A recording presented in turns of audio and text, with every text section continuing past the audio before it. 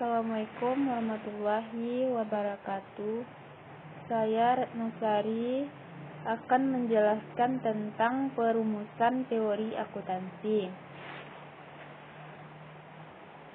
Teori dan praktik akuntansi. Teori akuntansi adalah prinsip, metode, atau teknik yang bermanfaat untuk mencapai tujuan akuntansi. Praktik akuntansi adalah pencatatan operasi keuangan sehari-hari dari suatu identitas bisnis yang diperlukan untuk menghasilkan laporan keuangan yang dipersyaratkan secara hukum. Pertimbangan khusus untuk praktik akuntansi karena dunia fisik dan digital telah terintegrasi dari waktu ke waktu. Sistem informasi akuntansi saat ini biasanya menggunakan metode berbasis komputer dengan perangkat akuntansi khusus. Klasifikasi teori akuntansi menurut metode penalaran.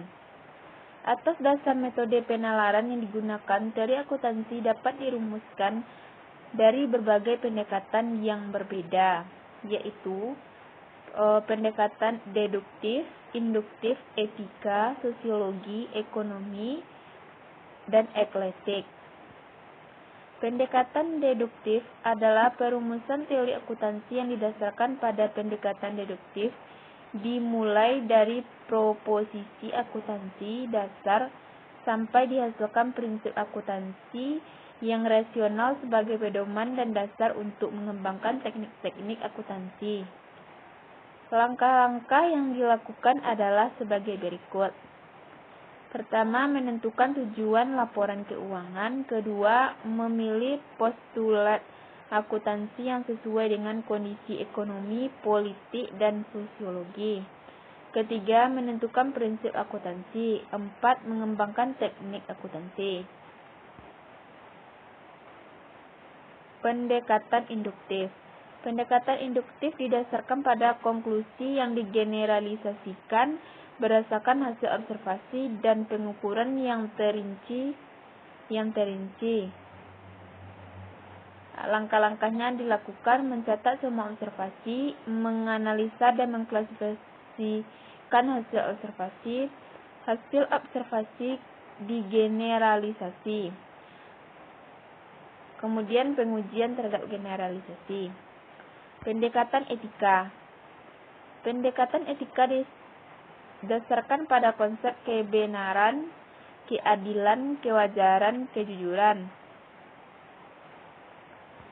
Pendekatan sosiologi. Pendekatan ini menekankan pada pengaruh sosial yang timbul dari teknik-teknik akuntansi terhadap kesejahteraan sosial lingkungan tempat-tempat akuntansi akan dioperasikan. Pendekatan ekonomi. Pendekatan ekonomi memuaskan perhatiannya pada pengendalian terhadap perilaku indikator makroekonomi sebagai akibat adopsi berbagai teknik akuntansi. Pendekatan eklektik. Pendekatan eklektik bertujuan untuk mengembangkan akuntansi dengan menggabungkan berbagai pendekatan yang selama ini digunakan. Klasifikasi berdasarkan sistem bahasa. Teori sintaktik. Teori sintaktik berusaha untuk menjelaskan praktik akuntansi dan memprediksi bagaimana akuntansi akan bereaksi pada situasi atau bagaimana mereka melaporkan peristiwa tertentu. Teori semantik. Teori semantik berkaitan dengan penjelas mengenai fenomena atau objek atau peristiwa dan istilah atau simbol yang mewakilkannya. Jadi teori ini memberikan penjelasan mengenai definisi operasional. Teori pragmatik atau perilaku. Teori ini berusaha menjelaskan pengaruh informasi akuntansi terhadap perilaku pengambil keputusan. Klasifikasi berdasarkan tujuan. Dibagi menjadi dua, yaitu teori normatif. Teori normatif berusaha menjelaskan bagaimana seharusnya akuntansi dipraktekkan. Teori normatif hanya menyebutkan hipotesis tentang bagaimana akuntansi seharusnya dipraktekkan tanpa menguji hipotesis. Teori akuntansi positif atau positive accounting theory dimaksud dan untuk menjelaskan dan memprediksi konsentrasi yang terjadi jika manajer menentukan pilihan tertentu. Penjelasan dan prediksi dalam PAT didasarkan pada proses kontra atau hubungan keagenan antara manajer dengan kelompok lain seperti investor, kreditor, auditor, pihak pengelola, pasar modal, dan institusi pemerintah. Dari